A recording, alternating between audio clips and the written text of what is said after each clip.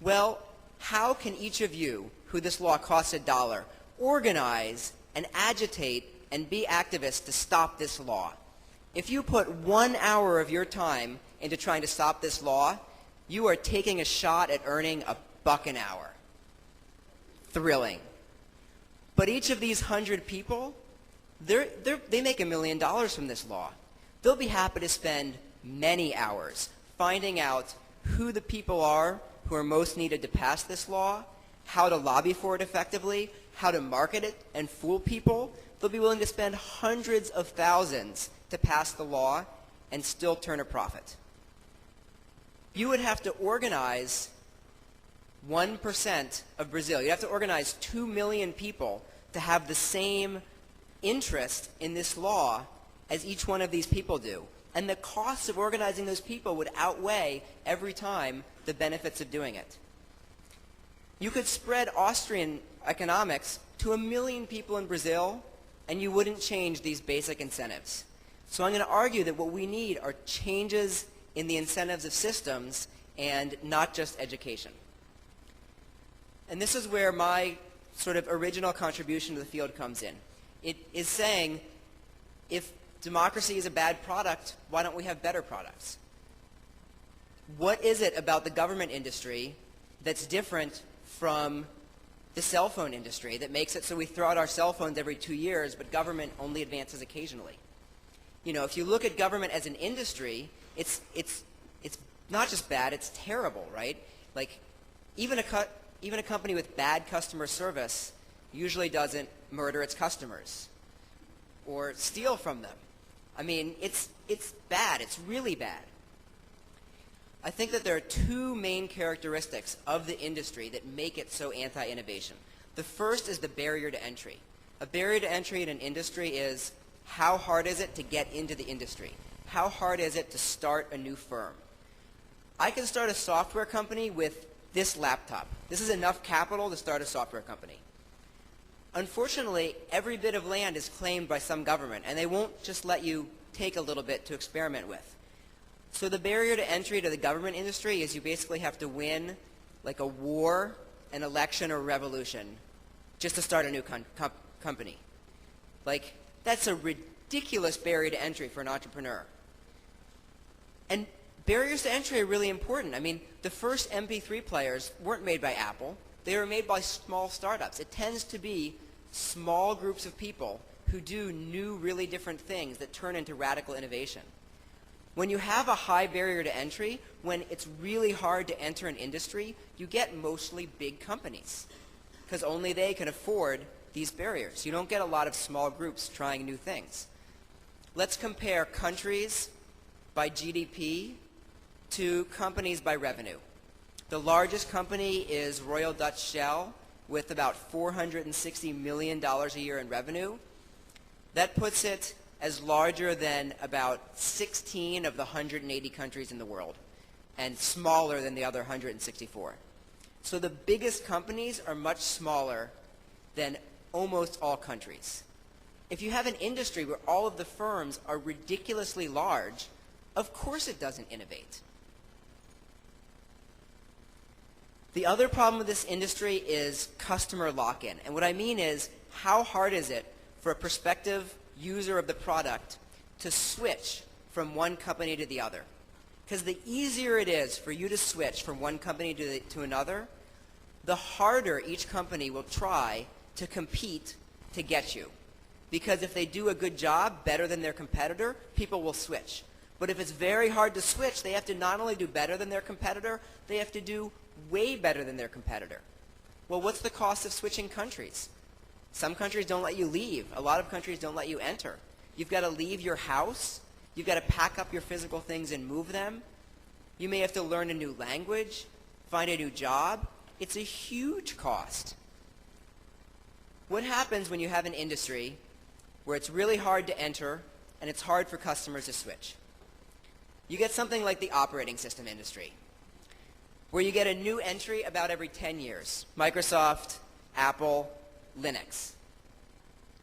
And I'm saying that this has, people blame Windows being bad on Microsoft. What I'm saying is, it has nothing to do with what kind of person Bill Gates is.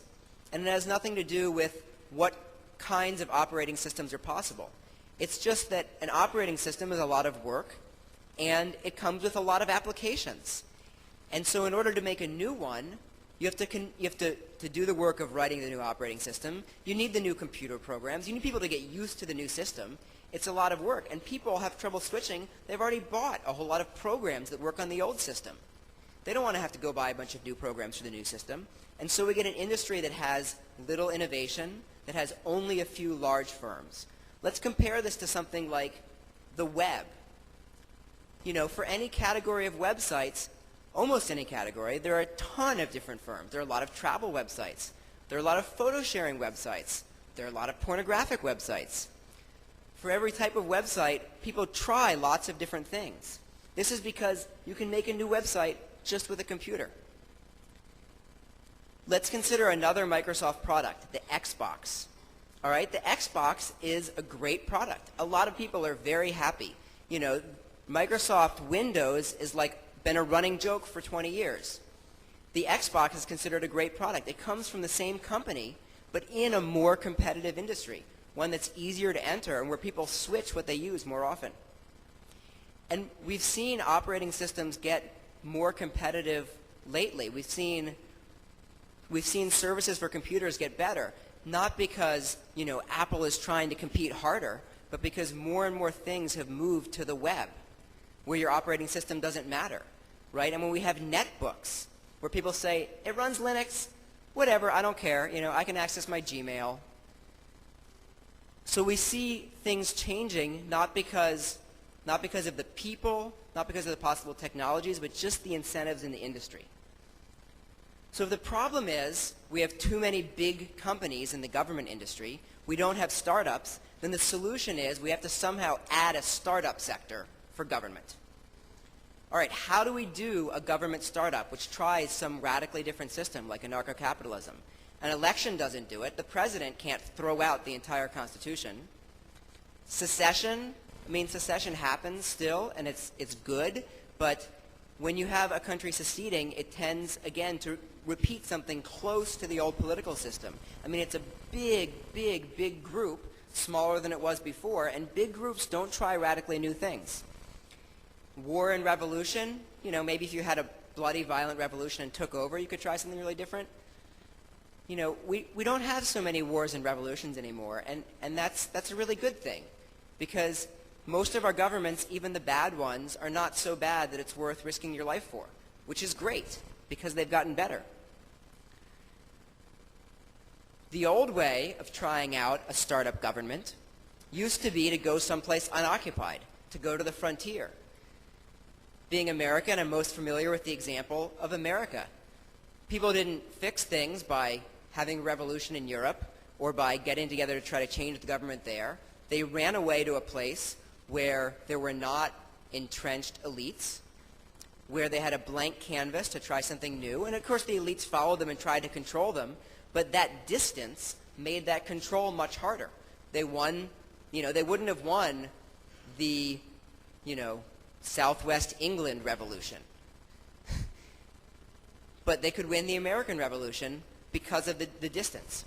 Unfortunately, we're out of frontier. Every single rock on the planet is claimed. If it's above the water at high tide, then it extends oil and fishing rights out 200 miles, and so some country has claimed it.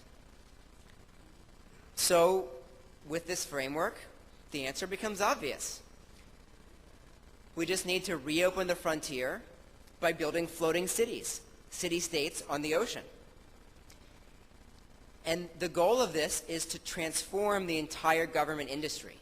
The goal of this is not, let's get a bunch of people together who believe the right thing and go form one new society. It's not that at all. We're going to lower the barrier to entry to where maybe tens to hundreds of thousands of people, for a cost of tens to hundreds of millions of dollars, could go try out a radically new system of government, where all you have to do to try out something really different is to get that number of people and that amount of money together, which is, you know, not easy to get tens to hundreds of millions, but it's a lot easier than what we have now. But the really interesting part to me is not just how seasteading lowers this barrier to entry, but how it reduces customer lock-in, how it makes it easier to switch providers.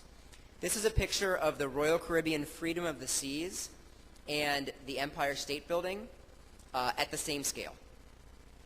So this cruise ship, it moves around. It doesn't just move around like as a special, once every century kind of thing. It moves around constantly, all the time.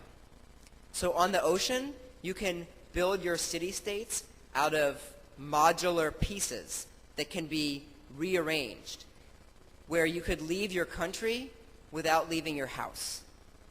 Or we call it vote with your house. To slightly modify a quote of my dad's from Machinery of Freedom, a seastead city might declare an unpopular war one day, and the leaders would wake up the next morning and find that the only buildings left are the military barracks and the newspaper offices. Everyone else has floated 5 miles away to a city that's almost the same, because they were pretty happy with the rest of the political system, except that it has new leaders who aren't going to declare an unpopular war. And of course, in practice, you probably wouldn't even have to do this. There's a saying in chess that the threat is greater than the execution. When people have the freedom to leave easily, that forces those running the country to do a good job to keep people there. So this vision of seasteading is to lower the barrier to entry and lower the cost of switching which country you're in. The idea is to create Politics 2.0, lots of small government startups that are innovating and competing for customers and trying different things. It's to create a market for government. So we're not just running away and kind of hoping things will be different. Water is a fundamentally different medium than land. It has different characteristics that will lead to a different type of society. Okay, that was a quick version of kind of a big, crazy idea. Some of the implications. People tend to label libertarians or anyone who wants to go try a new society as utopian. There's nothing utopian about competitive government. I'm not saying that I know the best way to run a society.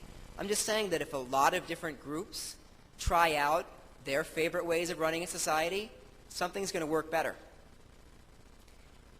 This is very scientific. All I'm saying is let's apply the scientific method to government and do more experiments. I mean, it's a measure of just how bad the government industry is that the scientific method is like a radical innovation. People are always going to argue about what rights we should have, about what goals a society should be designed for, but they're going to argue a lot less bitterly if everyone can have what they want. And they shouldn't have to argue about what works and what doesn't. They should try it and find out. The world is complicated, and we can't plan ahead of time what the best rules or institutions for societies are. All we can do is go out and experiment more and find things that work. The best way to change incentives is with technology. In the US in 1968, there was a movement called zero population growth. It said, oh no, overpopulation is coming. We must convince people to have less kids. Whether or not you agree with that logic, what actually made people have less kids was the birth control pill. It may seem roundabout to get freedom by building cities on the ocean. I mean, it does seem roundabout. But the idea is that if we invent a technology, it changes what is possible. And it changes what people do. And that's actually a much better way of changing the world than trying to go out and convince a lot of people to change their behavior. You make them change their behavior with different incentives. And if you come to accept this viewpoint, when you look at political debate, you're going to kind of see it as like a childish tug of war. Like people pulling really hard, fighting bitterly where they disagree the most and getting nowhere. It's like the most work for the least results. I want to find ways where we can pull sideways on this rope. Do things that not convince people who really strongly believe that something else is the right way, that your way is best, but just gather the people who believe in your way and go out and do it.